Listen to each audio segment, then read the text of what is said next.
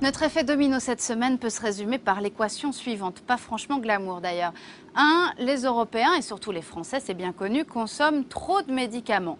2. Notre corps élimine ensuite toutes ces pilules par les urines et par les selles. 3. Tout part ensuite dans les égouts. 4. Et au final, des traces de nos médicaments ici, dans les fleuves et notamment dans la Seine, parce que des égouts jusqu'aux cours d'eau, rien ne peut arrêter ces milliards de molécules de paracétamol, d'antibiotiques, de contraceptifs. C'est ce qu'a démontré en septembre dernier le rapport de la très sérieuse Académie de pharmacie. L'enquête d'Anna Salzberg, vous allez le voir, fait un peu peur. Elle nous emmène d'abord en région parisienne, dans une station d'épuration. C'est aussi là que commencent les problèmes. Ce n'est pas une promenade très bucolique, mais ici les visiteurs apprennent beaucoup. Ce matin, ils sont étudiants et sont venus voir à quoi ressemble la deuxième station d'épuration de France par la taille. Le site de Valenton draine les eaux usées de 2 millions de franciliens. Lessive, douche ou chasse d'eau. Ces chasses d'eau qui entraînent avec elles de drôles de molécules. C'est ce qu'Yves Lévy voulait montrer ce matin à ses étudiants. Il y a des médicaments dans nos égouts et les stations n'y peuvent rien. La station permet d'éliminer un certain nombre de molécules en fonction de leurs caractéristiques physico-chimiques. Donc le problème, c'est qu'il reste des micro-traces de produits qui vont ensuite être déversés dans la rivière. Anxiolytiques, antibiotiques, contraceptifs, les médicaments arrivent à la station et en repartent sans être complètement dégradés par les bactéries. Car ici, c'est la nature qui travaille. Ce sont les bactéries qui mangent les molécules et purifient nos eaux. Suivant les médicaments, jusqu'à 90% des molécules résistent et passent à travers les mailles. C'est d'autant plus gênant qu'en France, il se consomme de très grandes quantités de produits pharmaceutiques. Avec les Allemands, les Français battent même des records en Europe. 47 boîtes de comprimés par an et par individu, tout âge confondu. Toutes ces ordonnances finissent par former une rivière de médicaments à la sortie des tuyaux. Comme ici avec notre station de Valenton qui rejette dans la Seine toute l'eau qu'elle a traitée. Impossible de distinguer ces traces de médicaments à l'œil nu. À l'échelle d'1 litre, elles ne pèsent que quelques microgrammes. C'est peu, mais suffisant pour embarrasser les responsables de la station. Il n'y a pas de traitement de médicaments sur les stations d'épuration. C'est-à-dire qu'on n'a pas, l'objectif n'est pas le traitement des médicaments. On traite là les eaux usées, pas les médicaments. Ce n'est pas l'objectif d'une station d'épuration. Les stations actuelles n'ont pas été conçues pour ça, mais elles pourraient être modifiées pour filtrer les molécules médicamenteuses. Il faudrait ajouter de la technologie au travail des bactéries. Pour traiter les eaux d'égout, ce qu'on veut, c'est pouvoir le plus rapidement possible traiter le maximum de choses. Et on utilise pour ça des systèmes les plus biologiques et les plus naturels possibles. Donc, comme tous les systèmes biologiques, ils ont des limites. Si on veut pouvoir passer ensuite à un niveau de pureté supérieur, il faut passer à des traitements beaucoup plus sophistiqués. Or, le coût de ces technologies est élevé et ne correspond pas à ce qu'on doit pouvoir utiliser pour le traitement des eaux usées. Filtrer les médicaments coûterait donc cher et augmenterait automatiquement nos factures d'eau. Une perspective impopulaire, mais peut-être inévitable. Voilà, donc vous l'avez entendu, aujourd'hui, les stations d'épuration françaises ne mettent pas les moyens pour éliminer les médicaments. Résultat, les poissons de nos rivières sont sous pilules et sous antidépresseurs.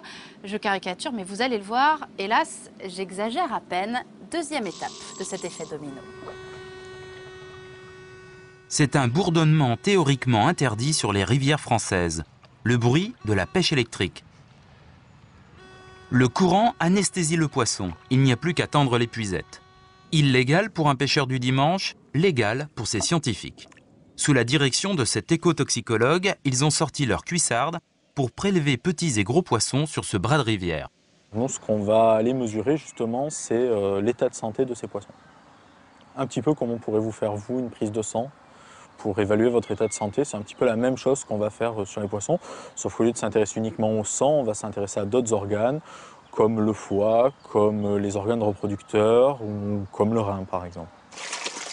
Les plus gros spécimens, gardons et perches, ont droit à une prise de sang. La friture, elle, sera disséquée sur le champ. Les chercheurs vont mesurer chaque organe, le peser et le conserver pour analyse. L'appareil génital en particulier, qui par le passé a réservé quelques surprises en laboratoire. Au niveau des organes reproducteurs, ce qui peut être observé, c'est la présence dans ces organes de cellules appartenant au sexe opposé. Incroyable, mais vrai.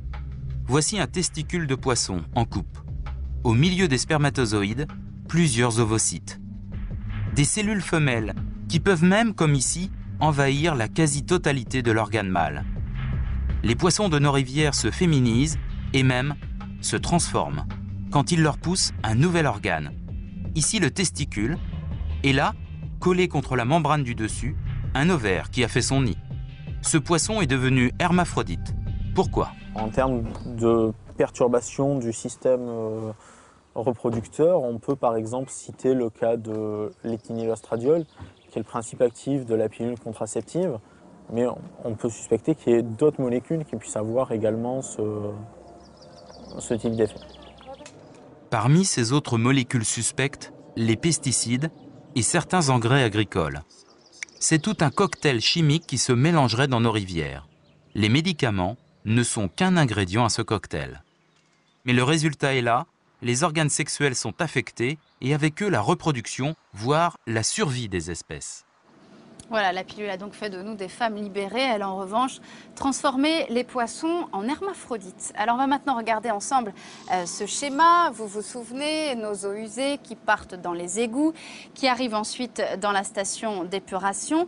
À ce stade, l'eau n'est toujours pas potable, elle a besoin d'être diluée. Alors on va la reverser dans la rivière. La nature va faire son travail et puis l'eau va à nouveau pouvoir être captée. Direction cette fois l'usine de potabilisation. Cette fois, ouf, enfin, l'eau est devenue potable. Elle peut donc revenir jusque chez nous dans nos robinets. Alors, me direz-vous, après un tel parcours du combattant, est-ce que nos molécules médicamenteuses sont toujours là? Eh bien, pour certaines, oui. Elles ont été incroyablement résistantes. Alors, est-ce que ça veut dire que lorsqu'on se servira un verre d'eau du robinet, on prendra d'une certaine manière un peu la pilule et un peu du Prozac? Écoutez ce qu'en pense cet expert.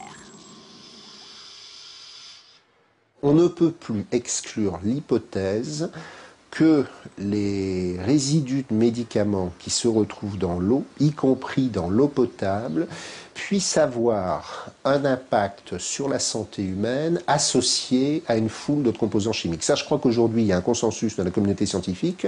On n'exclut plus ça catégoriquement. On n'exclut rien, mais on ne prouve rien non plus. Difficile d'avoir des certitudes à l'échelle de l'infiniment petit. Difficile aussi de s'y retrouver parmi les milliers de molécules fabriquées par l'homme. Un labo pharmaceutique va mettre sur le marché des dizaines, voire des centaines de molécules nouvelles en 10 ans, et dans le même temps, une collectivité X va mettre 10 ans à rénover sa station d'épuration.